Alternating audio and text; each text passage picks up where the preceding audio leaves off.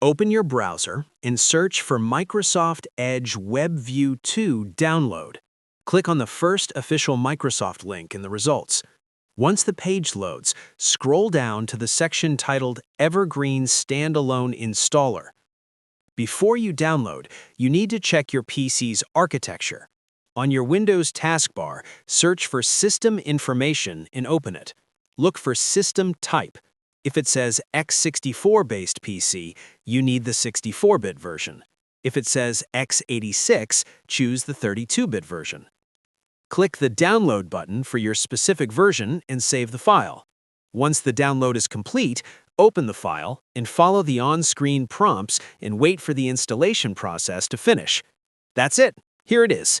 This is how you can download the Microsoft Edge WebView2 Runtime without any hurdle. If this helped, drop a like and subscribe. Also, press the bell icon for more tech tips. Thanks for watching.